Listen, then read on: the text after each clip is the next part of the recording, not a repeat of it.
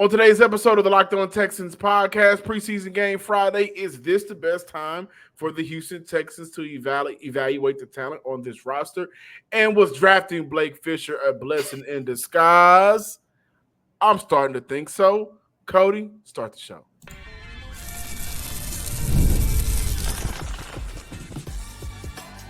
You are Locked On Texans, your daily podcast on the Houston Texans.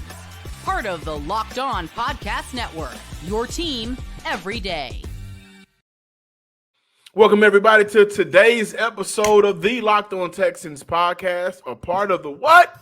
The Locked On Podcast Network.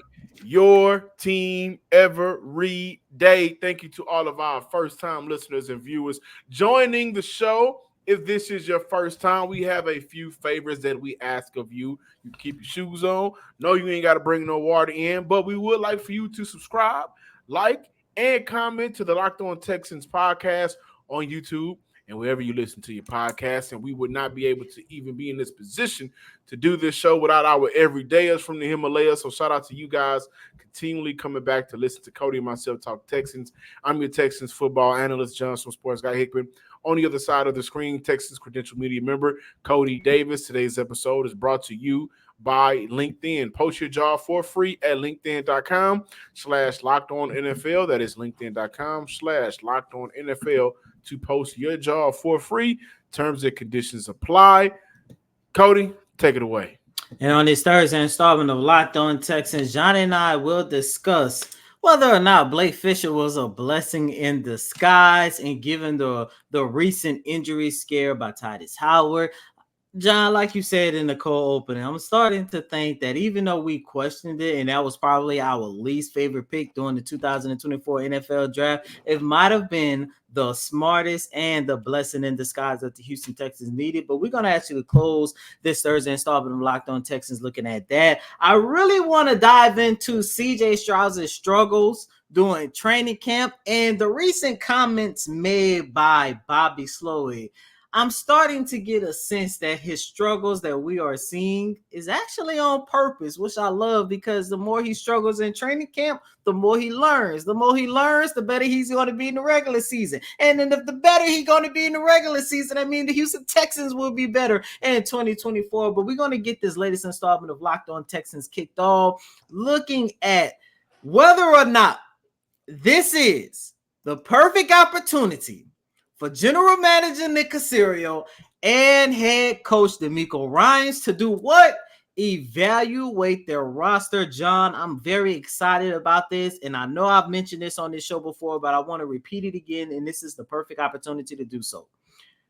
The very first day of training camp, despite how good the Houston Texans had it throughout this whole entire offseason, the addition of Joe Mixon, Stephon Diggs, Danielle Hunter, the list goes on and on and on and on and on. General Manager Nick Caserio said, and of course I'm paraphrasing, that this is not the final version of the roster. Facts. And not only that, facts. They have somewhere in the ballpark between $17-18 million in cap space. We had one preseason game.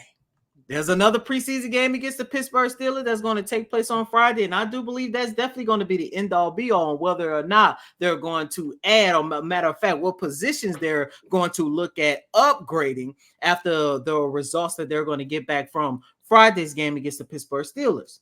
But, John, I truly do believe that this is the perfect opportunity for DeMeco and Nick to put their heads together and say, you know what? We have enough film and practice, and we know what these guys are capable of or what they're not capable of, and whether or not and how they're going to address those needs moving forward. And I know they're already having those discussion, Johns, because how many times I came on this show, basically within the last 7 days, and said this secondary, the depth at the secondary unit is weak, and they definitely need to make sure that they address it. However, that's only one aspect of this roster that I'm looking at. For me, I'm looking at it a couple of things. Like, as we are recording right now is Wednesday. Mm-hmm. The Texans did not have Joe Mixon just to practice, Laramie Tunsil. Those two names, Laramie Tunsil, I'm not really concerned of. concerned about. But Joe Mixon, like I said before, he is starting to become a concern for me. No Stephon Diggs, not necessarily worried about that. And I also look at if he's one of those players that don't play, this is another opportunity for Houston to get a chance to see more Mechie, more Xavier Hutchinson, more Noah Brown, more Robert Woods. So some of those guys at the bottom, we know that Nico and Tank are okay. No Christian Harris. That's becoming a concern for me. Will Anderson, I'm not concerned. No Kamari Lassiter at practice. Not necessarily concerned. He's been practicing throughout this entire training camp for the most part.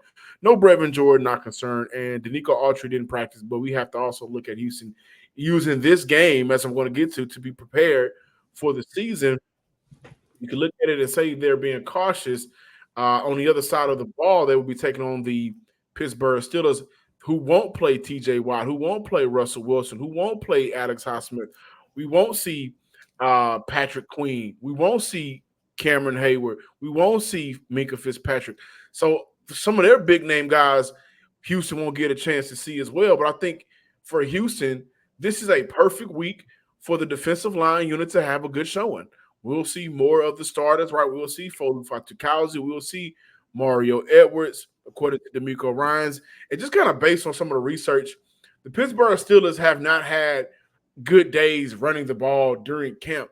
So this is a good opportunity for that defensive front, mainly between those two defensive tackles and Khalil Davis. Some of the other guys to have a good showing simply because this is a great opportunity for Houston and mainly Nick Caserio to evaluate the roster, evaluate the talent, and partner with D'Amico Ryans and partner with Matt Burke and partner with Bobby Slowick on the other side of the ball, partner with those coordinators and coaches to see, okay, we're starting to get a good feel of what our players can and can't do, right? We got a chance to see it during practice, OTAs, going back early in the year, now during training camp. We're going to be without some guys maybe for a period of time. Danico Autry is the number one guy that Houston is expected to be without for a period of time, a good period of time. You're looking at, okay, well, outside of Autry on the defensive side of the ball, the cornerback position, we know we're not worried about Stingley. The only worry with Stingley is that health, right? But you got to look at the rest of the corners on that depth chart. Safety is an issue, I think, for me at least. I'm going to continue to say that. This is a great opportunity for Houston to evaluate that roster on that defensive side of the ball, which is the side of the ball. Cody, how many times have you said, hey, guys, I think this is going to be a top 3, top 5, top 10 defense, right? And it seems like every day it goes from top 10 to top 7, top 5, top 3. So they got an opportunity to actually stamp that, to view what they have on this roster Friday, and if not, go out there and get it. In the same breath, again, this is the perfect game for the Texans secondary. Cody, we both had our concerns about the secondary beyond Stingley. I think with how the wide receiver room for the Pittsburgh Steelers is put together and the play from Justin Fields from during camp has been very good. I think this could be good enough reason for Nick and this team to evaluate this secondary to see how serious or not this team needs an upgrade, whether it's at corner, whether it's at safety. And to go back to both Mario Edwards and Fodu Fatukauzi, Matt Burke had an opportunity to speak on those two players. Yeah, I mean, that whole group, I sort of talked about that, the D-tackle group before, I really like kind of where they're at and they're working through Foley. I was with him in New York that year, so he does have a little bit of history in the system. Obviously a bigger body, really strong hands. So if he can get off and gets his hands on a lineman, it's hard to move him. So a different kind of maybe style than we had last year. Mario's been a revelation. I think he's just been super explosive. He's probably adapted or taken to the techniques probably better than anyone in the short time that we've had. So sometimes it takes a while for guys to go from, especially a 9-year vet or whatever he is, from a read or different types or different alignments to really consistently buy in to an attack technique that we ask him to play. He's probably adapted better than anyone in such a short time. So explosive athlete, yeah. I joke with him, man, if you were in this front for your whole career, it's hard to knock a 10-year career. So I'm not saying he hasn't a great one, but it's fun to see him sort of come to come to growth in this for sure. They're going to give those guys a shot. And no doubt in my mind do I think between Mario Edwards, who I think is a very good underrated picker for Houston.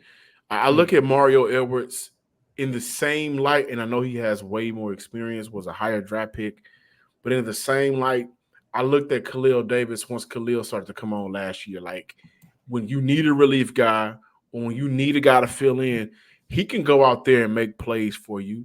And he mentioned him and Foley, Fatukasi having some experience. Both of those guys are making the roster. That's not in question. I think what's in question is, can we get better? Like, okay, when we get Will, when we get Daniil, when we get Mario, when we get Foley, when we get Autry after this 6-game suspension, who's the weakest link? And can we afford to go out there and upgrade so that weak link, won't be as weak as it may be right now? Not only for the D tackle position, the same for that secondary. Who is the weak link? Who are the weakest links? Because I think they have a couple right now, how this roster's put together. And hopefully Simmons ain't signed by then. I think he's still waiting, right? He had a trip, a visit with New Orleans. Shout out to the Locked On Saints. But who's out there that makes sense for us that we can upgrade so we can really be that what, Cody? The top 10, the top 7, top 5, top 3 defense. So I'm excited to see. And the odds right now for Derek Stingley winning Defensive Player of the Year are extremely high. You guys can go make you some money by just bet $10, I think, right now, if you win. So before moving on, here's what defensive coordinator Matt Burke had to say about the safety unit. Yeah. It's been great. I actually think Jimmy's had like a really good time up here. Just sort of show up and sort of impact plays more. Peachy's been really good. Like, it's just the same thing. I mean, I feel like I broke a record sometimes. Like, the depth that we've had. Kalen's been had a pretty good game on Thursday night and has really shown up, like ranging the ball and playing more physical. And then the kind of 2 vet guys we have in the room with E. Murray and MJ. Like, man, we've been mixing those packages a lot. Again, trying to get guys in different spots and trying to get guys against different competition and whatnot. So. I don't know what rumors you're talking about, but like I feel really good about our depth, and all those guys have been kind of growing in what we're asking them to do. And like I said, I feel like even a guy like Jimmy like is starting to like sort of show up. I feel like he's kind of a forgotten man sometimes. So Jimmy's been making some plays the last few practices and starting to he's on the come a little bit. So feel good about where that whole group's working. I want to let y'all in on a secret. Y'all want to know how Cody got the job to go to Detroit? He was on LinkedIn. I don't know. I don't know if he was on LinkedIn, but what I will say is no. Like, for real, LinkedIn did play a role in this. Like, for real, it is where it's LinkedIn is a social media site for people who want to get some good jobs and make connections in this career field, in any career field. You could be in oil and gas, you could be in education. LinkedIn is where it's at. You can even like post, like, hey guys, like you can make statuses on there in a sense. So I'm a huge fan of LinkedIn. The job I have now, I got because of LinkedIn. But with LinkedIn, what I like about them the most mainly is for our small business owners out there. And if you're hiring for your small business, you want to find quality professionals that are right for the role. You got to check out LinkedIn. They have the tools to help you find the right professionals for your team faster, and the best part about it, for free. LinkedIn isn't just another job board. LinkedIn helps you hire professionals you can't find anywhere else, even those who are not actively searching for a new job, but might be open to the perfect role. In any given month, over 70% of LinkedIn users don't visit other leading job sites. So if you're not looking on LinkedIn, you're looking in the wrong place. LinkedIn knows that small businesses are wearing so many different hats and may not have the time or resources to hire. This is why LinkedIn is constantly finding ways to make the process easier. What they got for you? They just launched a feature that helps you write job descriptions, making the process even easier and quicker. Post your job for free at linkedin.com/lockedonnfl. That is linkedin.com/lockedonnfl to post your job for free. Terms and conditions apply. Welcome back in, ladies and gentlemen, to this Thursday installment of Locked On Texans. So, the Houston Texans just wrapped up their third week of training camp. As we all know, the second preseason game against the Pittsburgh Steelers will take place on Friday. Can't wait to see how the Houston Texans will look, especially considering that this is going to be the first opportunity that majority of the starters will play. Coach D'Amico Ryans did not give a sense on how long they will play, so we don't know if it's going to be a half, quarter, a couple of drives. We don't know, which I doubt it'd be a half, but we know the starters are going to play. The presumed starters will play, which means CJ Stroud will take the field for the very first time. And look, I'm ready to see what he's going to look like in the new jerseys. I must say that is one of the reasons why I'm excited to see him take the field Friday. But I also want to see how has his struggles. Rookie cornerback Kamari Lassiter is recovering from a soft tissue injury, along with Will Anderson as well. However, neither injury is regarded as a long-term issue per Aaron Wilson. I just want to throw that out there. So in that case, makes sense why they weren't in practice. Yeah, it makes a lot of sense why they wasn't in practice. Now, to piggyback off our last statement, the Texans need to upgrade that safety unit for real now. Yeah. And the D-line. I mean, it's ironic that we got this news in real time when we just finished talking about that as the main two position groups that they need to evaluate. But once again, John, going back to what I've been saying a lot, this team, I don't want to say it's top heavy, but the depth that I thought they had when you look at the second and the third team, it's really not there. It's top heavy. Hey, listen, they are beautifully top heavy. You may lose your mind staring at how top heavy they are. Yeah. But after that, I don't, and then people who are listening and watching the show, please do not take it as us overreacting to the first preseason game. No, this is something that me, you, SARS, DJ, Jonathan, like all of us, B. Scott, we were all talking about this on the sideline the first week of training camp. And look, once again, hopefully, speedy recovery to Kamari Lassiter and Will Anderson Jr. Both of those guys, I'm pretty sure they're going to be ready come week one of the regular season. You got a little bit over a month now before the real games start. But John, it is concerning to know that this team is hampered by injuries, just like it was last year. Right. And it's going to be even more frustrating in a sense because that schedule is a hell of a lot harder than it was last year. No facts. No doubt about it. I think Derek Barnett. So I think both Kamari and Will Anderson will be available week one. No doubt about it. And I know we're here to talk about the struggles from CJ Stroud, but with that news, I'm not necessarily worried about it from the edge rusher position, but I want us to see more from the corners. I mean, they got a lot riding on Kamari Lassiter. He's a rookie. So, and I think he has the talent, but I do think it's kind of like eventually he'll be able to just stand on his own 2 feet. Not saying he can't do that now, but it's extremely difficult for rookies to come in and stand on their 2 feet. Now, granted, Houston was able to kind of get 2 rookies to stand on their own 2 last year, and they won rookies of the year on the respective sides of the ball. But I mean, Kamari isn't Will and CJ right. came in there. So, but I would like to say, and I know we like to look at who they can add from the outside. When you look at in-house, John, have you seen enough to fully believe in Jeff Okudah? Okudah is the only corner that that's where I was going. That's where I was going. That I think it play outside. It's only Okudah. And I'm gonna say this: we ain't because we gave CJ Henderson some props, and it was kind of like, what's going on with Jeff Okudah?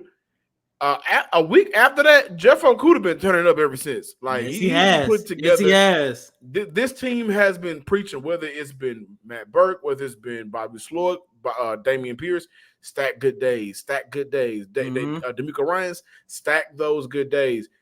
Okudah has been stacking good days. Aside from that, it ain't been nobody. It hasn't. So with the sake of that argument, Jeff Okudah's being better. Would you like, and I know I'm gonna get killed in the comment section for this, and I'm willing to take it. Leave. You'll be all right. I mean, I still got family here, man. But for me, knowing that, and did Aaron Wilson say how long Kamari Lassiter is going to be out? No, this is not. So if it's a soft tissue injury, 9 times out of 10, you're probably looking at a hamstring, and a hamstring could end up. Well, a soft tissue injury, depending on where it's located, could take anywhere up between 3 days to like 2 months. I highly doubt it's 2 months. But John, for the sake of this argument, let's say Kamari Lassiter is out of training camp. Let's say for at least the next 2.5 weeks, because a soft tissue injury could be really, really tricky. You rush him out there too soon, the smallest tweak, next thing you know, you out for half the season. Right. But for the sake of this argument, because it's still training camp and stuff, if you are the Houston Texans and you know how crucial he's going to be, more so in the back half of the 2024 season, when you're going up against the Mahomes, the Jacksons, and all the rest of those guys, do you start the season with Jeff Okudah at CB number 2? Not only would that give Kamari Lassiter an opportunity to make sure that he's healthy, but is also going to give him enough time to develop and get what he needs to get done in order. So basically, so you won't just rush him out there on the field, because soft tissue injuries are tricky. I just want to. We have to see Kamari in the first 6 games is doable. Mm-hmm. We have to see him in preseason. Like, if he does, and again, I've been preaching for a while now. Having 4 preseason games, I think, was a blessing for Houston. Mm-hmm. We gotta see him. We have to see him, because I think it's easier for certain positions to kind of translate over into the NFL. Mm-hmm. Receiver is that position. Running back is that position. Mm-hmm. D tackle is that position. Aside from the mental aspect of quarterback, cornerback is physically the most difficult position to play in the NFL. And he wasn't highly touted as the number 1 cornerback in this draft. Like no matter what happens, do or die, he's number 1. He's going to need that preseason time against another team. Mm-hmm. So, and I do want to say, shout out to Aaron Wilson. By no means was there a timeline placed. It was just said that both injuries are not, look to be. Let me read it verbatim so we can give it to you guys again. Neither injury regarded as a long-term issue, which is a blessing. Mm-hmm. I don't want to put Kamari out there if we don't see him in the preseason. Mm. But we look at C.J. Stroud and his struggles on purpose by Bobby Sloyd. Explain that. We kind of got away off script a little bit, but explain that to me. I don't understand it. Yeah, we actually gonna pick that up on the other side of the break, and then on tomorrow's show we'll open with whether or not Blake Fisher was a blessing in disguise. But as of right now, man, speedy recovery to Will Anderson, Kamari Lassiter, Joe Mixon, and everybody else who's dealing with injuries. Because John, I've been saying this: championship expectations for the Texans. Talent, they got everything. The only thing that they need is help. 3 weeks in the training camp, it's a concern. I can't lie. Yeah. And I'm gonna say this before we kind of close out. For Houston, let's take a look at their depth chart real quick. So, corner, Derek Stingley, right? Jeff Okudah, Mike Ford. Has not had terrible. He should be cut by Monday. D'Angelo Ross, I think, has stacked some good moments for Houston based off what I've seen. Chris Boyd, Troy Pride Jr. He only had one good day. Right. Other than that, he's with Mike Ford. I'm looking at this group, and it's kind of like, aside from Sting, Lassiter, and Okudah, you got Desmond King inside, nickel. Miles Bryant, who has not had the greatest of camps, nickel. It's some concern there. I think so. And again, blessing in disguise for preseason games, $18 million in salary cap. They can make some moves. They can bring in some guys. Guys will be cut. When I look at the edge position, I'm a little bit more at ease. Derek Barnett, Jerry Hughes, those 2 guys I think can step up just in case if Will isn't there. And they got Daniil on the other side who can dominate by himself. And he mentioned how much he ain't got to think no more. He can just go get the quarterback. So we may see something crazy from him in terms of production. But it is that secondary. And you guys may say we yapping too much, we talking too much, give these guys a chance. I understand it. But guys, we have 8 eyes and social media and our friends that are boots on the ground up there. I ain't heard too much of good positive news from any of the other cornerbacks. You know what I can't wait to do this year? And it may not be with the Texans, could be U of H, could be TSU. I can't wait to sit in a stadium that's rocking, packed out, the energy is in the building, and watch some good old football. And I may just go ahead and get my tickets off Gametime. As a matter of fact, scratch to make, Gametime will be seeing me the best place you can buy tickets, whether it's for sports, whether it's NFL, MLB, Rockets, college, concerts. They are the best place for you to go get tickets. They always have some killer last-minute deals. They always have the option for you to see where you're sitting at with the views from your seat option and their best price guarantee. Gametime takes the guesswork out of buying tickets. You can worry about what you're going to put on. You can worry about what you're going to eat. You can worry about a lot of different things, but you ain't got to worry about how you buy your tickets or where you get your tickets. And again, they always got some deals going on. You can save up to 60% off buying tickets, last-minute tickets for sports, concert, comedy, and theater events near you. Get that panoramic view from your seat to know exactly where you're sitting at before you buy. And if you find the ticket, the seat in the same section of the row, anywhere else, Gametime will credit you 110% of the difference. Download the Gametime app, create an account, and use code LOCKEDONNFL for $20 off your first purchase. Terms apply. Again, create an account and redeem code LOCKEDONNFL for $20 off your first purchase. Download Gametime today. Last-minute tickets, lowest price guaranteed. Welcome back in, ladies and gentlemen, to this Thursday installment of Locked On Texans. And now we're going to go back to what we was originally supposed to talk about, and that is the training camp struggles with CJ Stroud. And like I was about to mention, the one thing that I cannot wait to see on Friday is whether or not the struggles that we have seen with CJ throughout training camp as of right now, how much that will make him a better quarterback starting on Friday. And I say that because, look, the first 3 weeks of training camp has been filled with frustration for CJ. As of right now, following Tuesday practice where he finished with, I think, 2 interceptions. Right now, I have his training camp interception count somewhere in the ballpark of 4 to 5. And, there's been moments where it seems like he's just been holding on to the ball just a little bit too long. There have been moments where it seemed like he kind of underthrew his target. And, John, it's something that you talked about.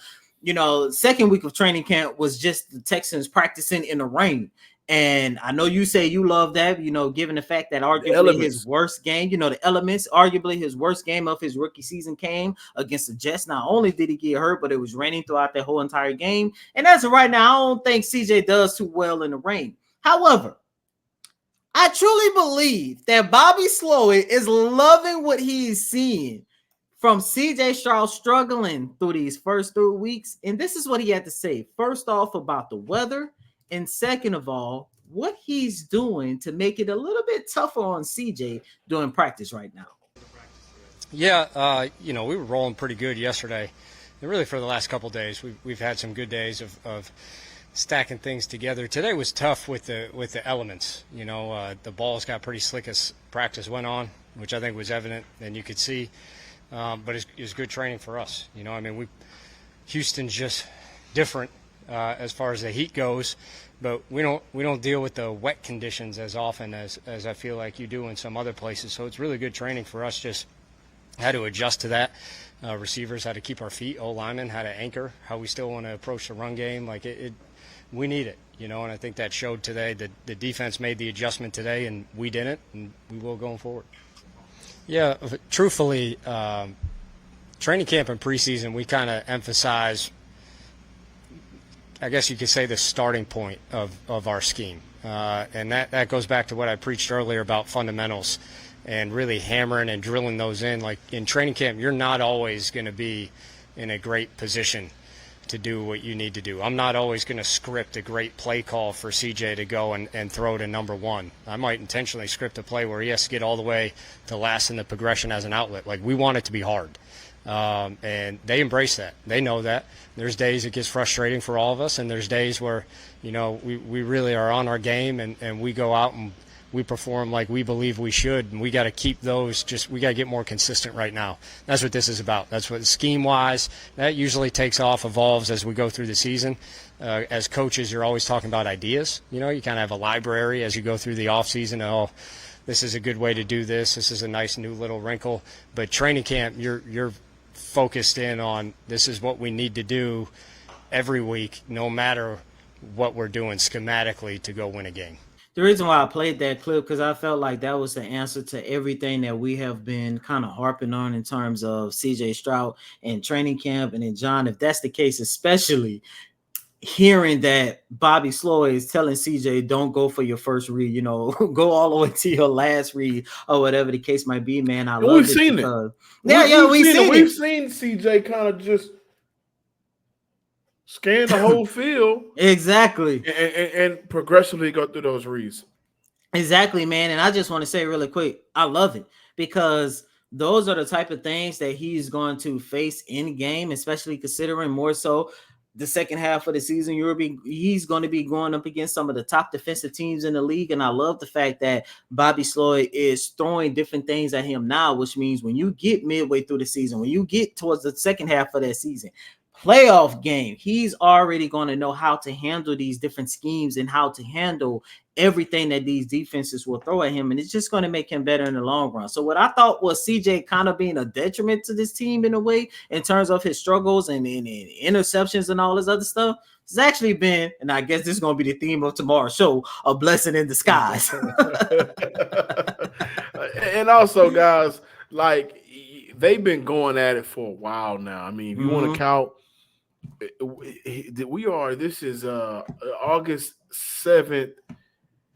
They've been in training camp because they started a week earlier than everybody else. So it's been 3 weeks. Yep. But not to overlook Houston going through the OTAs, mandatory OTAs.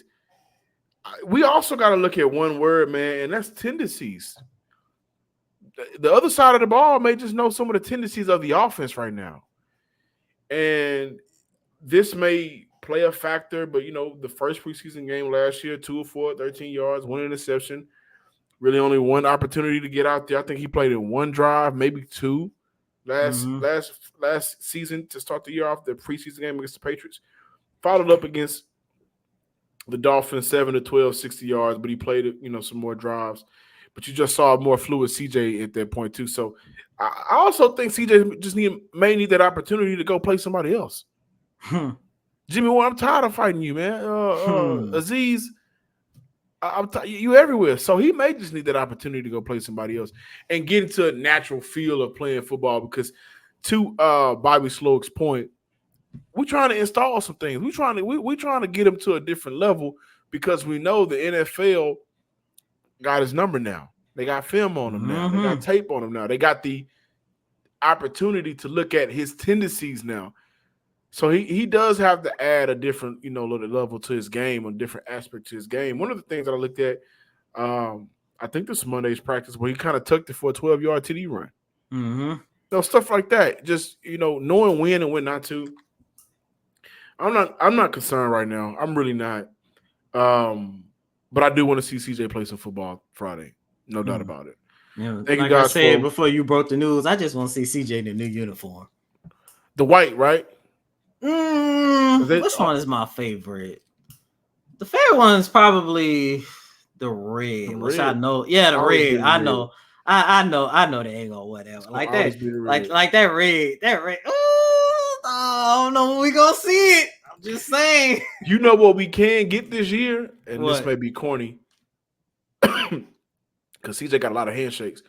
We could get a 7-1-3 connection How we get that? CJ throwing a touchdown to Stephon Diggs, and they all huddled up with a handshake. Okay, maybe that was just too corny. I don't know. But thank y'all for watching today's episode of the Locked On Texans podcast. Please be sure to subscribe, like, and comment on YouTube and wherever you listen to your podcast as well. Follow me on Twitter at John_Hickman12. And as always, I'm your host, Cody M. Davis. Please remember to follow me on Twitter at CodyDavis_24. Once again, that's Cody, COTYDAVIS_24. Until next time, ladies and gentlemen, peace.